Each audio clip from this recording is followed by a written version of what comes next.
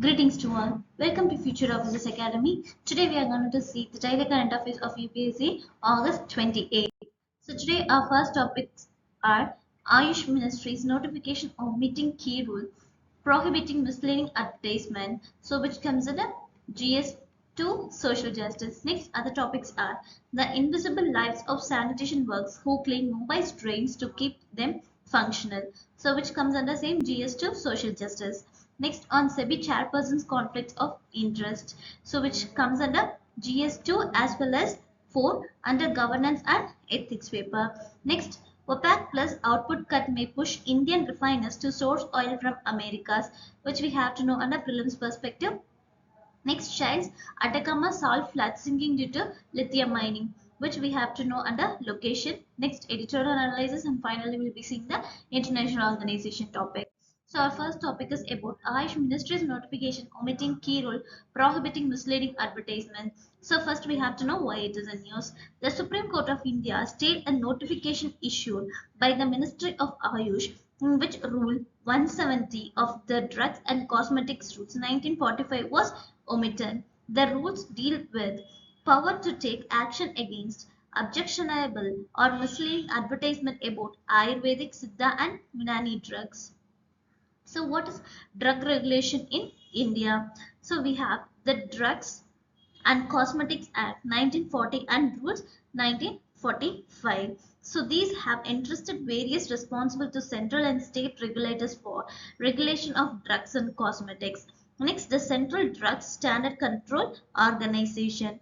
The CDSCO, under the Directorate General of Health Service, Ministry of Health and Family Welfare, is the national regulatory authority of India. Next, under the Drugs and Cosmetic Act, CDSCO is responsible for approval of drugs, conduct of clinical trials, laying down the standards for drugs, control over the quality of imported drugs in the country, coordination of the activities of State Drug Control Organization, which is responsible for grant license of certain specialized categories of critical drugs such as vaccine and sera, etc. The Indian government has announced plans to subject all medical devices, including implants and contraception, to CDSCO scrutiny.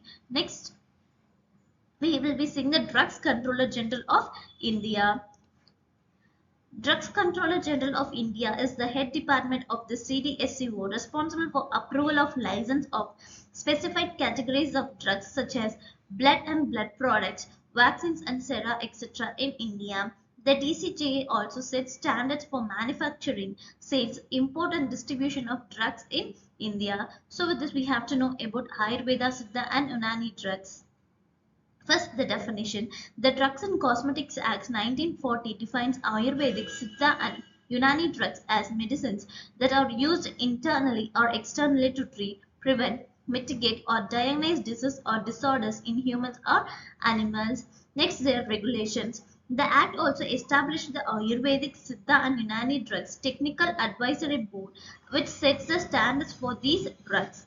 The central government can also make or change rules regarding these drugs after consulting with the board. Schedule T under Drugs and Cosmetic Act 1940. Schedule T describes the good manufacturing practice for Ayurvedic, Siddha and Unani medicines. Next, the SC efforts to protect consumers from being trapped by misleading ads. In a contempt case against Patanjali Ayurved Limited, the SC directed that advertisers should submit self-declarations that they are misrepresenting or making false claims about the products about promoting them in media. The Ministry of Ayush notified that Rules 170 of the Drugs and Cosmetic Rules 1945 was no longer operational. According to the ministry, the basis of the notification is recommendation made by ASUDTAB. So with this, we have the UPSC prelims question which have been asked in 2019. How is the government of India protecting traditional knowledge of medicine from patenting by paramedical companies? So you can have practice on this question. Our next topic is about the invisible lives of sanitation workers who clean Mumbai's drain to keep them functional. So you have to know about the news first. Sanitation workers in Mumbai face dangerous conditions cleaning stormwater drains, often manually handling sewage. Despite regulations against manual scavenging, workers remain unprotected due to gaps in recognition and enforcement. Season migration and child labor further complicate their situation with inadequate infrastructure and safety measures, exacerbating their vulnerability. Now, what are all the issues faced by sanitation workers here? The issues are: first, hazardous condition; next, lack of recognition;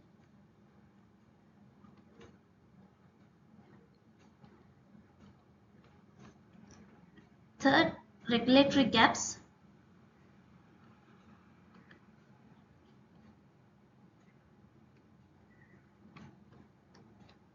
fourth, temporary employment;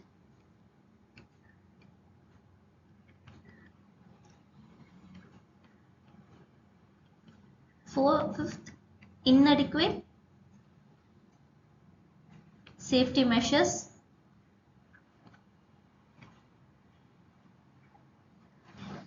sixth, generational poverty;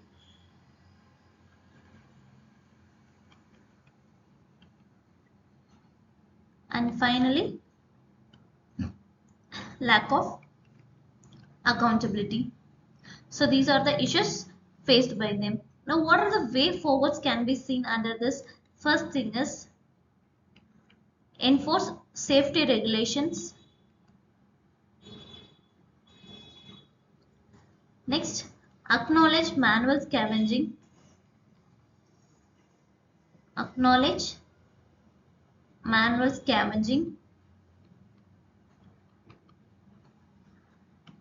Next, improve infrastructure.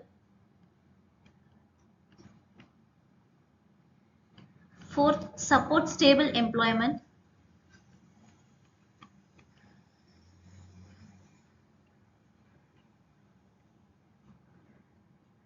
Fifth, enhance child protection. Enhance child protection. And finally, strengthen record keeping. So these are all the way forwards. So with this, we have the UPSC prelims question which have been asked in the year 2016. Rashtriya Garmi Abhiman is the national campaign to. The answer is C. Eradicate the practice of manual scavenging and rehabilitate the manual scavengers. So our next topic is about unsevious chairperson's conflict of interest. So we have to know about the news first. Hindenburg research report exposed conflicts of interest involving SEBI chairperson Mahabhiraj, including investments, is an offshore fund linked to Adani Enterprises and ownership of consulting firm active during her SEBI tenure. These relations raise concerns about SEBI integrity and its handling of investigations, notably into the Adani Group. Now, what are the conflicts of interest for SEBI chief? So, the conflicts are: first, undisclosed holdings and promotion of REITs. Now, what are the issues seen here? The issues are potential lack of transparency and regulatory integrity, questions on SEBI's role in Adani Group investigation, violation of SEBI conflict of interest rules by chairperson. Next, conflict of interest in governance. The conflict of interest in governance occurs when an individual personal interest or relationships could improperly influence their official duties, leading to biased decisions or actions. Now, what are the important for civil services to avoid? First, the maintenance integrity, builds public trust and prevents corruption, also legal compliance and promotes accountability. So these are the importance for civil servants to avoid. Now, what are the things to avoid conflict of interest in civil service? First, the disclosure, that is regular disclosure any personal, financial or family interest that might influence decision making. Next, recusal, ethics training, transparency, clear guidance and third party review are the things to avoid under conflict of interest in civil service. So with this, we have the UPSC prelims question which have been asked in 2014. With reference to India, consider the following statements. Retail investors through demand account can invest treasury bills and government of India debt bonds in primary market. The negotiated dealing system order matching is a government securities trading platform of the Reserve Bank of India. The Central Depository Service Limited is jointly promoted by the Reserve Bank of India and the Bombay Stock Exchange. Which of the statements given above is are correct? So here the answer is B. Only first and second statement are correct. Our next topic is about OPEC plus output cut may push India refiners to source oil from America. So India's rising liquid fuel consumption expected to reach 6.6 million barrels per day by 2028, alongside the decrease in crude oil exports from West Asia due to OPEC plus production cuts. India refiners might turn to alternative sources from the Americas, with West Asia's share of imports dropping and increasing on non-OPEC plus production from countries like US, Brazil, Guyana and Canada. India like to be diversity in crude oil sources. Now, what are the difference between OPEC and OPEC plus? First, under that we have been seeing the members. So first, before members, the formation. OPEC was formed in 1960 by Iraq, Iran, Kuwait, Saudi Arabia and Peninsula. OPEC plus was established in 2016, including 10 non-OPEC oil producers such as Russia. Next, their members. OPEC has 13 countries and OPEC plus extends beyond OPEC to include additional countries like Russia, expanding its influence. Next, their objectives. OPEC's primary goal is to coordinate petroleum policies among member countries. OPEC Plus aims to include both OPEC and non-OPEC producers in managing oil production. Next, the production control. OPEC sets production targets solely for its members. OPEC Plus coordinates production targets among both OPEC and non-OPEC countries, including major producers like Russia. Next, their market influence. OPEC Plus controls a largest share of global oil production, that is about 59% in 2022, compared to OPEC alone, enhancing impact on global oil prices. So with this, we have the UPSC prelims questions which have been asked in 2011. In the context of global oil prices, Brent crude oil is frequently referred to in news. Why does this term imply? So if it is a major classification of crude oil, it is a sourced from the North Sea. It does not contain sulfur. Which of the statement given above is are correct? The answer is B. The first two statements are correct statements. So next our topic is about Shale Atacama salt flat sinking due to lithium mining. So a recent study published in journal IEE Transactions on Geoscience and Remote Sensing has found that Shale Atacama salt flat is sinking at the rate of 1 to 2 centimeters per year due to lithium brine extraction. So lithium brine extraction involves pumping salt-rich water to the surface and letting it evaporate in ponds to collect lithium. Now we have to know about with this Salar de Atacama. The Salar de Atacama shale boasts the highest lithium concentration, 0.15% by weight, among all brine sources worldwide. Argentina boasts more than half of the world's total lithium resources. It holds the distinction of having the second largest lithium resources, the third largest lithium reserves, and fourth largest lithium production in the world. It is a part of lithium triangle comprising of Uyuni, Bolivia, and Hombre Muerto. Now, what are the key findings of this study here? Researchers analyzed satellite data from 2022 to 2023 to observe deformations in the Earth's crust in the salt flat. The area experiencing subsidence measures approximately 8 km north to south and 5 km east to west. The study indicates that subsidence occurs because the rate of lithium brine pumping is faster than the recharge rate of aquifers, leading to the ground sinking. Next, what is lithium? Lithium is an alkali metal often referred to as white gold due to its value and color. It is a soft, silvery white metal and notably it is the lightest metal on the periodic table. It is typically found in various minerals like sopodium, petatite and lepidolite, from which it is extracted and refined. The leading producers of lithium are Australia, Chile, China and Argentina. Next, what are the effects of lithium mining on environment? Lithium mining, especially from salts, flats, and brine pools, requires sustainable water usage, which can deplete local water resources in arid areas. Their ecological disruption is the extraction process can alter the chemical balance of natural environment, affecting local flora and fauna. Next, pollution. Mining and processing lithium can release harmful chemicals into environment, impacting air and water quality. Our next topic is about editorial analysis. So, under editorial analysis, our topic of today is advising equity from COVID-19 to mpox. So, first we have to know about the context here. The article discusses the global response to the mpox, formerly the monkeypox outbreak, which has been declared a public health emergency of international concern by WHO. It emphasizes the importance of international cooperation, vaccine production, equitable access, and the role of technology transfers to address the crisis effectively. So with this, we have to know about public health emergency. Less than 5 years after COVID-19 pandemic, the world faces a new threat of the World Health Organization declares mpox, formerly the monkeypox, a public health emergency of international concern. The outbreak began in a Democratic Republic of Congo and has spread to over a dozen African countries. Cases have been reported in Sweden, Pakistan, and Philippines, indicating global transmission.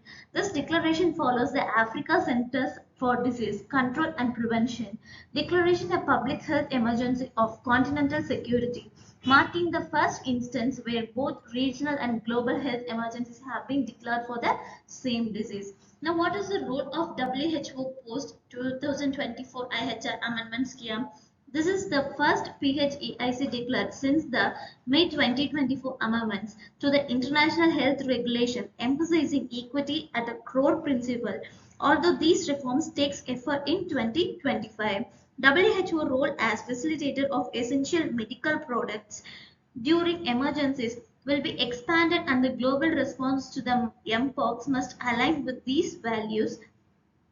A PHAIC declaration is meant to foster collaboration among countries, international organizations, and non-governmental entities. This triggers the rapid mobilization of financial and technical resources, including emergency funding, medical supplies, and deployment of healthcare workers. Now, what are the significance of international cooperation here? So the significance are those we have been seen now. Next, the vaccine availability and the mpox response. On the critical difference between the mpox outbreak and COVID-19 is the availability of a vaccine. The modified vaccine Ankara Bavaria Nordic, that is MVABN, also known as Jynneos, is already in production. Regulatory authorities in the EU, UK, US, Switzerland, and Canada have approved MVA-BN vaccine. Next, addressing vaccine production challenges. The Africa CDC estimates a need for 10 million doses of the vaccine to combat the outbreak, but only 0.21 million doses are currently available. Indian manufacturers like the Serum Institute of India, Bharat Biotechnology, and Zydus Cadila have the expertise to scale up vaccine production. Next, the role of technology and transfers. Comprehensive technology transfers are vital or scaling up production, especially in low and middle income countries, ensuring that they are not reliant on charity from wealthier nations. India's government should negotiate the Bavarian Nordic and collaborate with international organizations like WHO, Gavi, and CEPI to facilitate the transfer of technology and manufacturing capability. Next, major learnings from the COVID-19 pandemic. So, first thing is vaccine manufacturing capabilities. Next, the global cooperation and the equity in health response are the major learning from the COVID-19 pandemic. Next, we have to know about mpox. Mpox is also known as monkeypox, the DNA virus. It belongs to the family Poxvirinae, which consists of large double-stranded DNA viruses. The virus was first identified in monkeys in 1958. but has since been found in infant human as well. Now we have to know about their transmission. Monkeypox is primarily transmitted to humans from animals, particularly rodents and primates, through direct contact and through contaminated objects. The symptoms of monkeypox infection in humans typically present with fever, headache, muscle ache, and a characteristic rash that progress from backwards and to backwards to bacillus and pustules. The vaccination is while a vaccine for mpox exists, its availability and effectiveness are limited, highlighting the need for improved prevention and control measures. So that's all from the editorial topic. Our next topic is about Association of Southeast Asian Nations, so which comes under international organization topic. So with this we have to know about what is ASEAN. The Association of Southeast Asian Nations is a regional association that was founded to maintain social stability and political equilibrium among Asia's post-colonial states amid escalating conflicts. One vision, one identity, one community is its motto. The 8th of August is celebrated as Asian Day. August 8th. So the Asian Secretariat is based in Jakarta, Indonesia. The origin of Asian. So the Asian Declaration, Bangkok Declaration, was signed by original members of organization in 1967. So Indonesia, Malaysia, the Philippines, Singapore, and the Thailand are originating members of ASEAN. The ASEAN consists of 10 member countries. The Asian countries list include the following such as Thailand, Singapore, Vietnam, Laos, Indonesia, Myanmar, Philippines, Brunei, Malaysia, and Cambodia. Their Asian objectives are to encourage proactive engagement and reciprocal support in social, cultural, economic, scientific, administrative, and technological sphere on subjects of shared relevance, maintaining strong and mutually advantageous relationships with current global and territorial organizations, to work together more efficiently to maximum the use of agriculture and industry, expand commerce, enhance infrastructure and transportation, and raise citizens' quality of life. Also to encourage the study of Southeast Asian regions and to work for a successful and harmonious Southeast Asian neighborhood to promote economic progress, social improvement, and cultural growth, to foster regional harmony and security via an adherence to fairness and by maintaining a system of law as well as conformity to the United Nations Charter ideals. So that's all from today's news. To read this document, you can visit our website. Our website link have been provided in the description. To get more daily current affairs videos, follow our YouTube channel, also our Telegram channel. Thank you.